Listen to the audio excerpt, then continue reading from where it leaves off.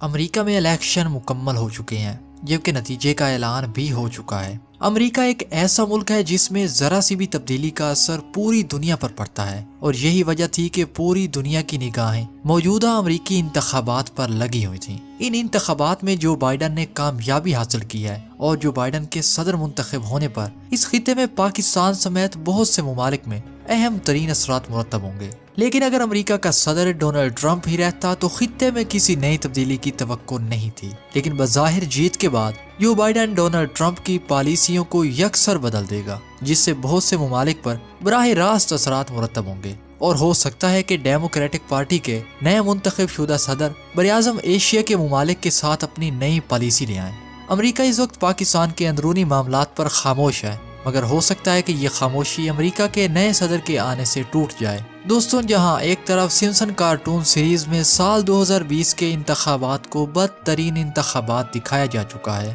وہیں دوسری طرف ہمارے پیارے نبی صلی اللہ علیہ وسلم ہمیں اس بات سے باخبر کر چکے ہیں کہ آنے والا ہر دور موجودہ دور سے بدتر ہوگا، اور آج بالکل ایسا ہی ہو رہا ہے۔ صحیح بخاری کی ایک روایت ہے کہ ایک دن حضرت زبیر جو کہ تابعی ہیں، وہ کہتے ہیں کہ ایک دن ہم حضرت انس بن مالک رضی اللہ تعالیٰ عنہ کی خدمت میں حاضر ہوئے اور ان سے حجاج بن یوسف کی ایذا رسانیوں کی شکایت کی۔ انہوں نے فرمایا کہ صبر سے کام لو اور ضبط و تحمل سے کام لو، کیونکہ آئندہ جو بھی زمانہ آئے گا وہ پچھلے زمانوں سے بدتر ہوگا۔ بس تمہیں کیا معلوم کہ آنے والے زمانے میں کیسے کیسے حکمران اور کیسے کیسے فتنے ہوں گے جو شاید حجاج سے بھی زیادہ ظالم ثابت ہوں۔ اس لیے تم حجاج کے مظالم اور ایذا رسانیوں پر صبر کرو یہاں تک کہ تم اپنے پروردگار سے روز آخرت میں ملاقات کر لو۔ حضرت انس بن مالک فرماتے ہیں کہ یہ بات میں نے رسول اللہ صلی اللہ علیہ وسلم کی زبان مبارک سے سنی۔ دوستوں، اس روایت سے خاص طور پر ظاہر ہے کہ اکثر نئے زمانے پچھلے زمانوں سے بدتر ہوا کریں گے، اور ہم اب تک یہی دیکھتے بھی آئے ہیں۔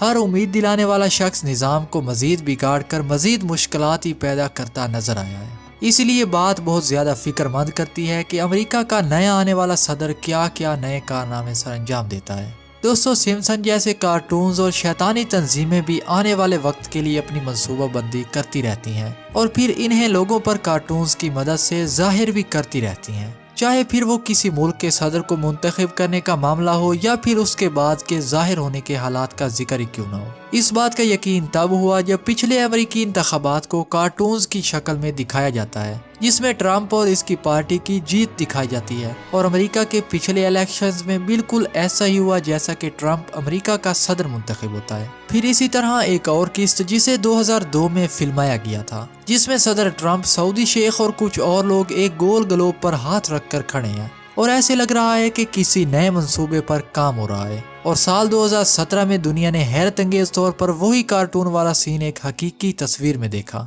اور حیران کن بات یہ تھی کہ ان کے کھڑے ہونے کی پوزیشنز بھی بالکل ویسی ہی تھیں جیسا کہ سمپسن کارٹونز میں دکھایا گیا ہے۔ سمپسن کارٹونز میں موجودہ الیکشنز کی پیش گوئی بھی کی گئی تھی۔ ایک قسط میں دکھایا جاتا ہے کہ صدر ڈونلڈ ٹرمپ اور جو بائیڈن کے الیکشن میں منتخب ہونے کے فوری بعد پورا ملک آگ کی لپیٹ میں اور پورے کا پورا ملک شدید ترین قحط اور بھوک و افلاس میں مبتلا ہے، اور ایسے لگتا ہے جیسے کوئی جنگ ہوئی ہو۔ یہ بات تو شاید آپ جانتے ہی ہوں گے کہ جو بائیڈن پاکستانی آرمی سے شدید نفرت رکھتا ہے، اور اب تک ڈونلڈ ٹرمپ اگر پاکستان کے خلاف اپنی زبان کو بند رکھے ہوئے ہے تو اس میں امریکہ کا مفاد شامل ہے، وگرنہ امریکہ اس دنیا میں سب سے زیادہ نفرت کرتا ہے تو وہ پاکستانی آرمی اور ISI ہے، جس نے امریکہ کو پوری دنیا میں تگنی کا ناچ نچوائے رکھا ہے۔ دوستو، جو بائیڈن تو امریکہ کے صدر منتخب ہو چکے ہیں، مگر یہ امریکہ کے لیے کیا کچھ کریں گے یہ تو آنے والا وقت ہی بتائے گا۔ اگلی ویڈیو تک اپنا گرد و نواح، دوستوں، رشتہ داروں کا ڈھیر سارا خیال رکھیے۔ اللہ حافظ۔